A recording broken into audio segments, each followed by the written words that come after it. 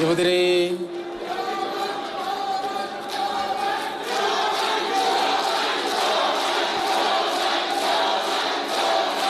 Merci beaucoup, merci.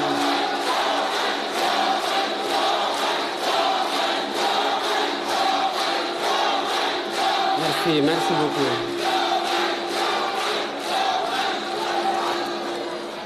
Merci beaucoup. Je voudrais à mon tour aussi me joindre aux nombreux témoignages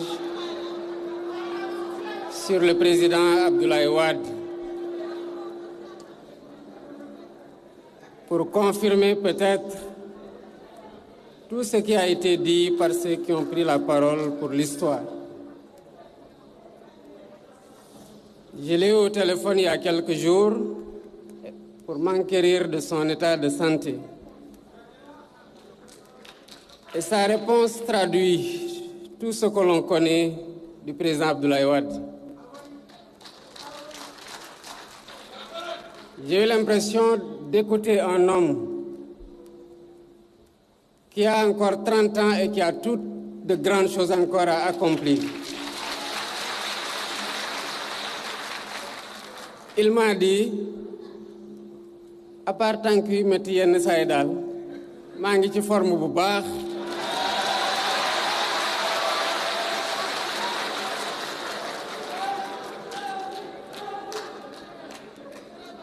Yal na ko Yàlla sàmm.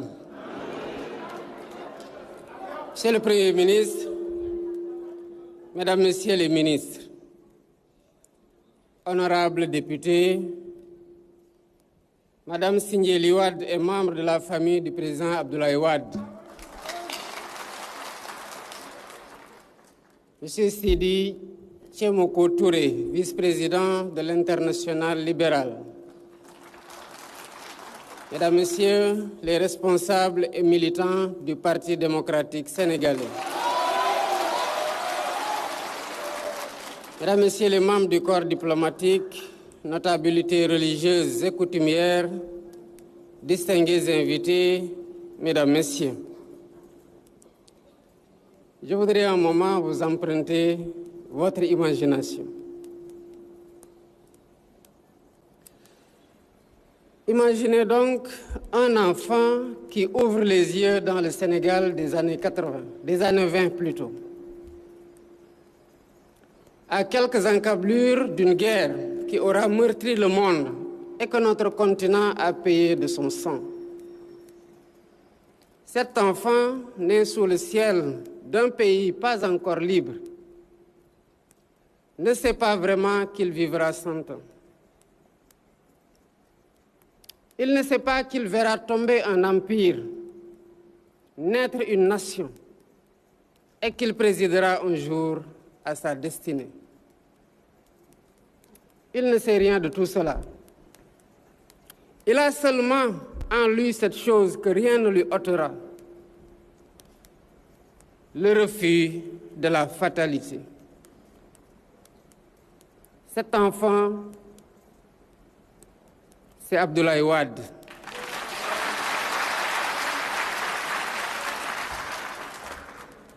Et nous voici réunis un siècle plus tard pour lui dire ce qu'un peuple dit rarement à ces grands hommes à cet âge et de leur vivant. Nous voici réunis pour lui dire que nous sommes reconnaissants.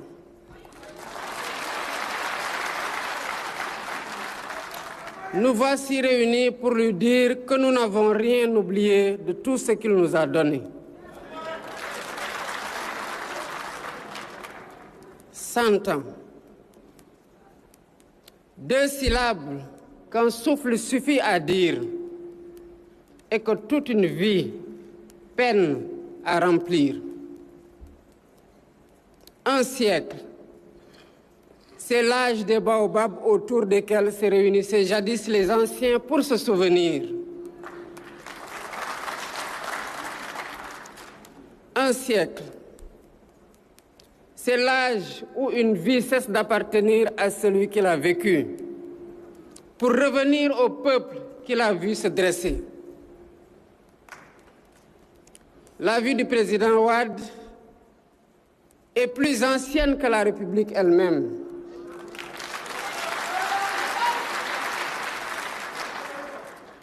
Wade était là quand ce pays n'était encore qu'une promesse dans la bouche de quelques hommes et femmes qui refusaient d'y renoncer.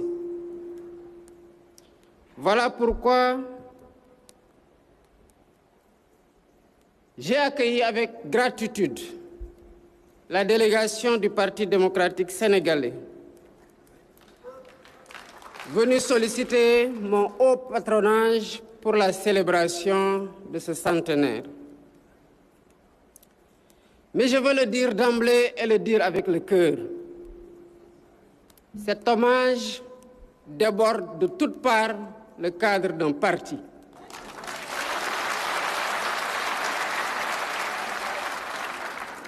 Le président Wade n'appartient plus au PDS seul.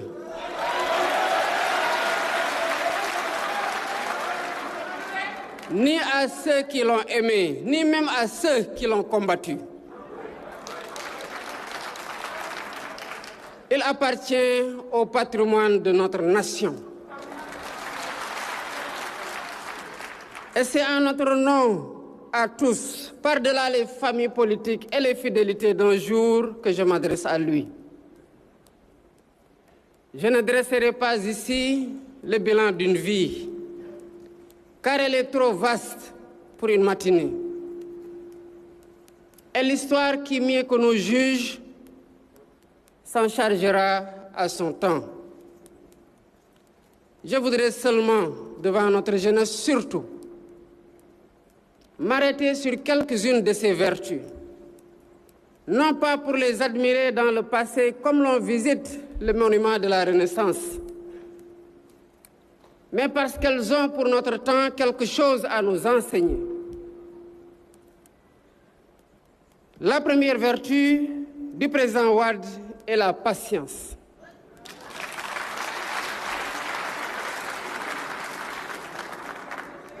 Mesdames, Messieurs, distingués invités, nous vivons un siècle pressé. Tout y est attendu pour hier. La lenteur passe pour une faute, l'attente pour une défaite, la constance comme un entêtement dans notre âge.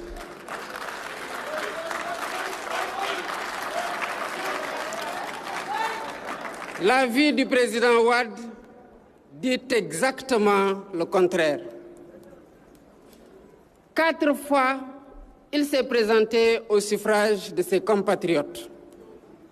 En 1978, en 1983, en 1988, en 1993, et 4 fois, il dut s'incliner devant le choix des siens. 4 défaites qui auraient brisé un homme ordinaire ou l'auraient jeté dans l'aigreur, dans la tentation du renoncement ou dans celle de la force.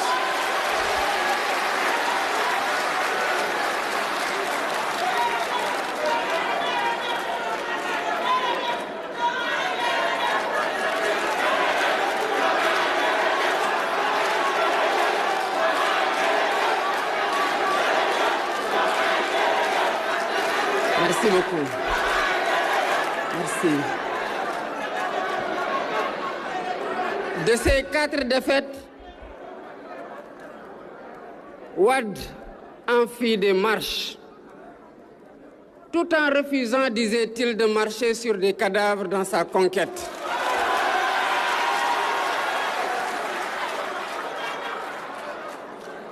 À chaque revers, il refaisait son parti, refaisait ses alliances et repartait au-devant des siens leur parler. Ce n'est qu'au tournant du millénaire en l'an 2000, après 26 longues années d'une obstination que rien n'avait entamée, que la victoire est enfin venue. Songez à ce que cela demande. Tenir un quart de siècle le regard fixé sur un horizon que tout dément, voir partir les compagnons découragés, rester et poursuivre sa marche.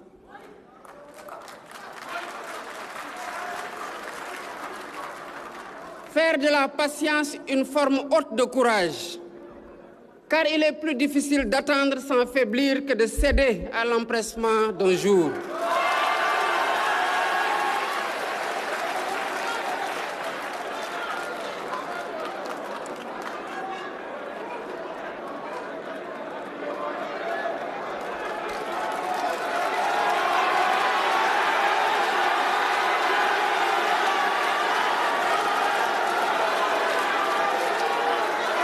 Merci beaucoup. Merci.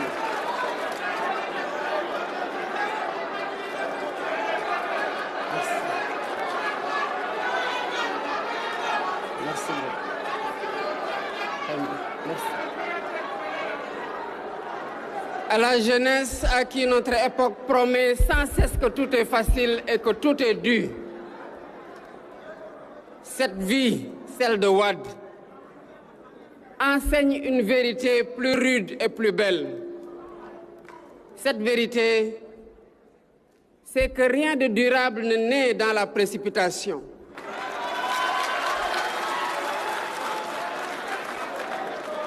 Cette vérité est que les plus justes causes sont presque toujours les plus patientes.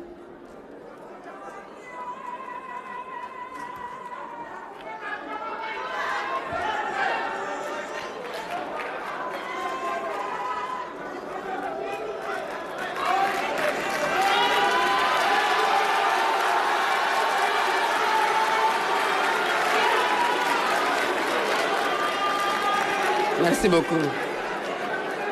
Merci. Merci. La deuxième vertu du président Abdoulaye Wade, c'est le respect de l'adversaire.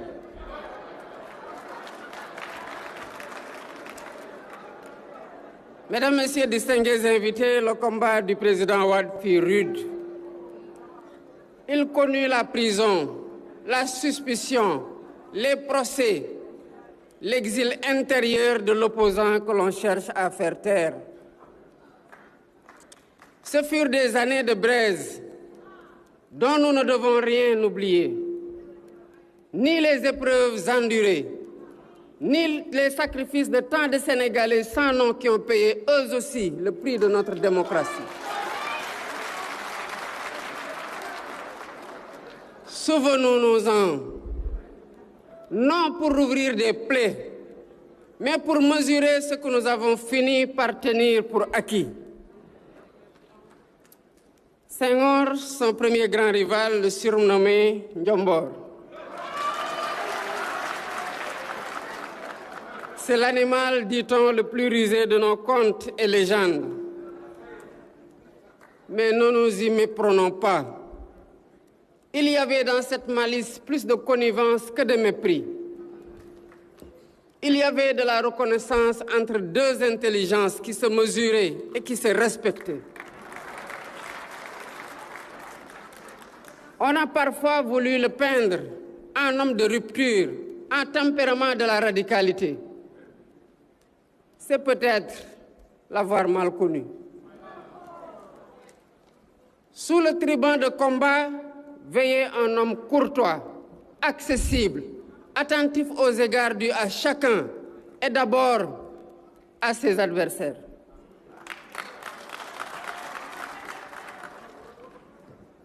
Au plus fort d'une campagne dont il pressentait déjà l'issue heureuse, il prit le temps d'aller saluer la mère de son rival, le président Abdou Diouf. Longue vie et santé à cette autre grande figure de notre République. Rien ne l'y obligeait, et c'est pour cela justement que le geste dit tout. Le geste du président Wade dit qu'on peut vouloir l'emporter sans humilier. Le geste dit que le respect d'un homme survit à l'affrontement des idées. Puis vint l'année 2000. Ce soir-là, le Sénégal offrit au monde une leçon dont peu de nations peuvent se prévaloir.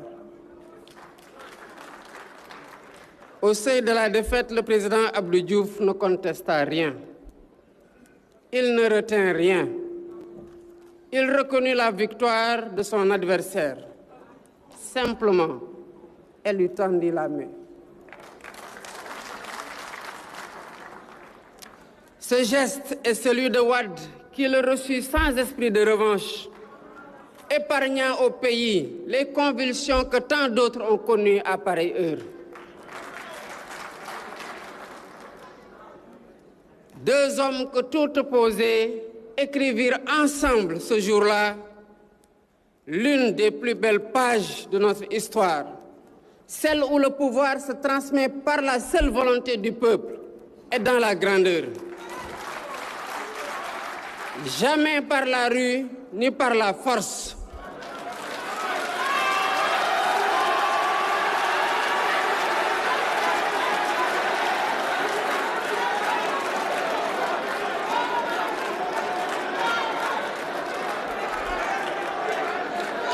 Voilà ce que nos aînés nous ont légué et ce que nous avons le devoir sacré de garder, puis de transmettre intact. Car la démocratie n'est pas un butin que l'on arrache et que l'on garde jalousement.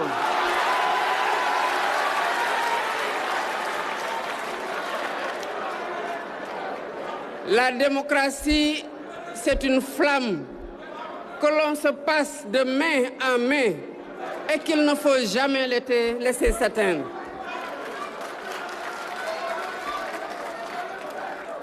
Wade nous enseigne que l'adversaire d'aujourd'hui n'est pas un ennemi. C'est un compatriote bienveillant qui voit le pays autrement et avec lequel il faudra, une fois le combat terminé, continuer d'habiter en paix la même maison Sénégal.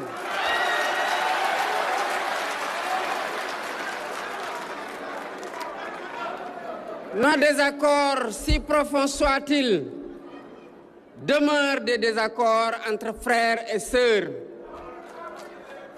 On peut s'opposer sans se déchirer et se succéder sans se détruire. Nos aînés nous l'ont appris, à nous de ne pas le désapprendre. La troisième vertu de Wade est la primauté de la nation et du continent. Mesdames, Messieurs, distingués invités, la trajectoire du président Abdoulaye Wade épouse celle des premières élites sénégalaises et africaines. Ces hommes et ces femmes pour qui le savoir n'était pas un ornement mais une arme. Et bien mieux encore, la première des libertés à conquérir. Sous le pouvoir colonial, il leur fallait des efforts inouïs pour atteindre les sommets. Et ils les ont fournis avec une faim d'apprendre qui devrait faire honte à notre époque de facilité. De l'école William Ponty au double doctorat en droit et en économie, jusqu'au décanat de la faculté de droit de Dakar, puis au barreau, où son talent fit sa renommée. Sa vie fut celle d'une intelligence rare. Mais cette intelligence, il ne l'a jamais mise au service de sa seule ascension. Il l'a mise au service d'une cause plus grande que lui. Dès 1956, au premier congrès des écrivains et artistes noirs, on le trouvait déjà aux côtés d'Alioune Diop, de Senghor, de Cheikh Anta Diop. Imaginez un seul instant ce que ce seul tableau évoque. Tant de génies réunis sous un même toit, à la même heure, portés par une même certitude, que l'homme noir avait le droit de penser le monde et non seulement de le subir. Leur parcours politique devait ensuite diverger, parfois jusqu'à les dresser l'un contre l'autre. Mais par-dessus tout ce qui les sépara, et qu'ils tenaient cela en partage, cette chose qui les dépassait tous, c'était le pays d'abord, le continent d'abord, et la conviction que ce qui unit une nation pèsera toujours plus lourd que les clivages de toute nature.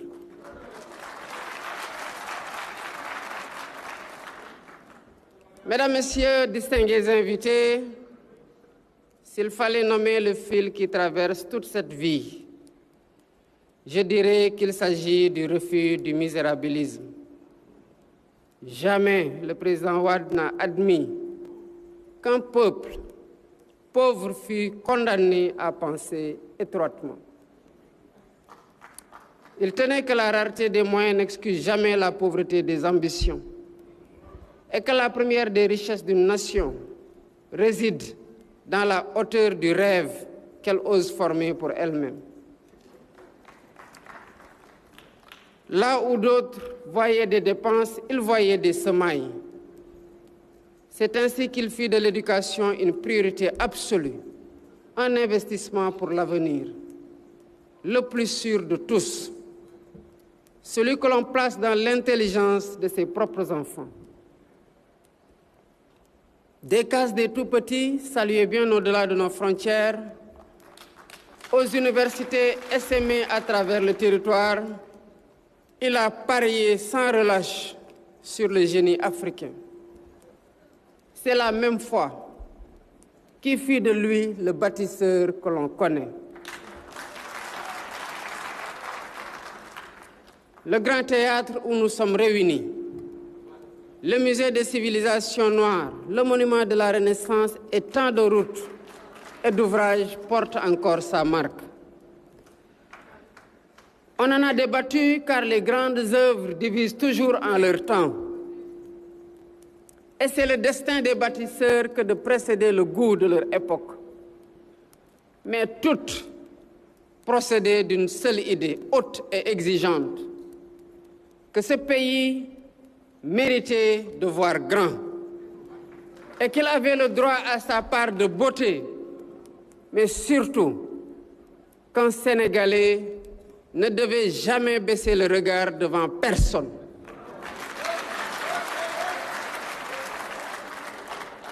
C'est encore elle qui le porta par le NEPAD à penser l'Afrique non comme une marge du monde tendant la main, mais comme l'actrice debout de son propre destin. Et puis, par-delà les vertus, il y a l'homme que chacun de nous porte en soi. Mesdames, Messieurs, distingués invités, Abdoulaye Wade fut de ces hommes qui refusent les partages que l'époque croit obligés. Il voulut l'audace sans l'imprudence, la fermeté sans la haine, la fidélité à son parti sans sacrifier la primauté de la patrie.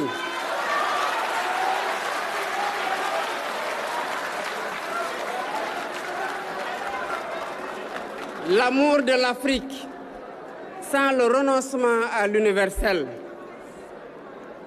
Et c'est pourquoi chaque Sénégalais, au fond de lui, a son Wade.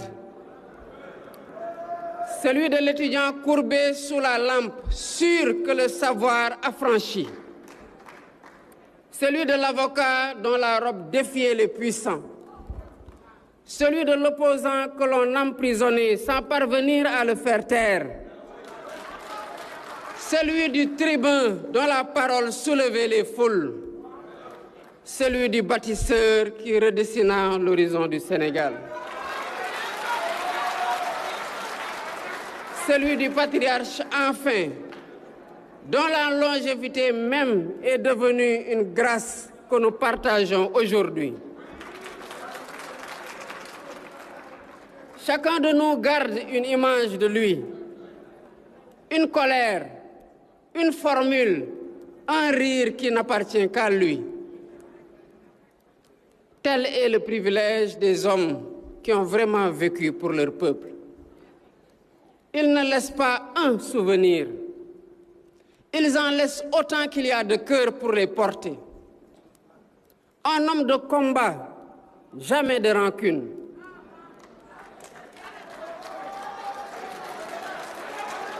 Un homme de pouvoir, jamais prisonnier du pouvoir. Un homme de son siècle est déjà tout entier tourné vers le nôtre. Monsieur le Président, vous me permettrez de quitter pour finir le langage de l'hommage.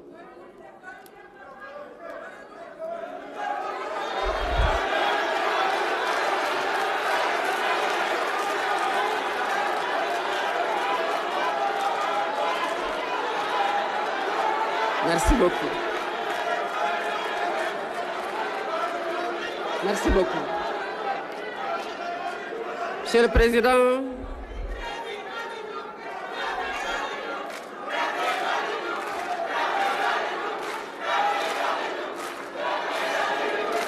merci beaucoup. Merci. Monsieur le Président, vous me permettrez de quitter le langage de l'hommage et de vous parler simplement. Monsieur le Président, vous avez 100 ans. Monsieur le Président, vous avez vu ce pays naître. Vous l'avez aimé. Vous l'avez servi, vous l'avez façonné. Et jamais, à aucune heure, vous ne l'avez abandonné.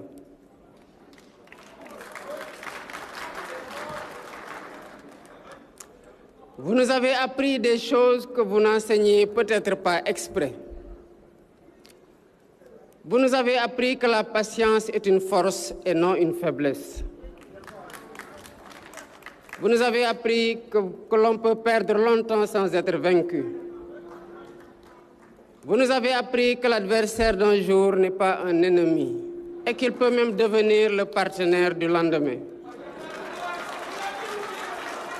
Vous nous avez appris qu'aucune querelle, si vive soit-elle, ne mérite pas que l'on déchire le pays qui nous est commun. Vous nous avez appris que rien de grand ne se bâtit sans une conviction plus grande que l'œuvre elle-même. Vous nous avez appris que servir sa jeunesse vaudra toujours mieux que de se servir d'elle.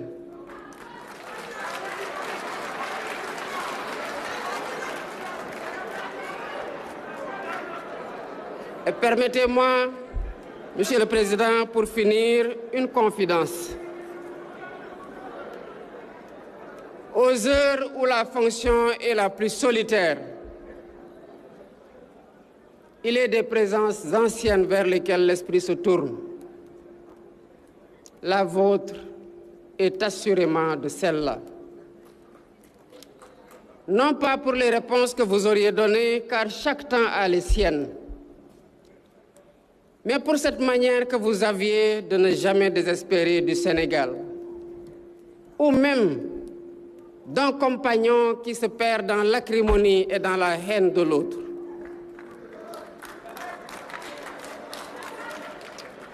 Vous m'avez appris sans le savoir qu'on peut tenir bon sans se durcir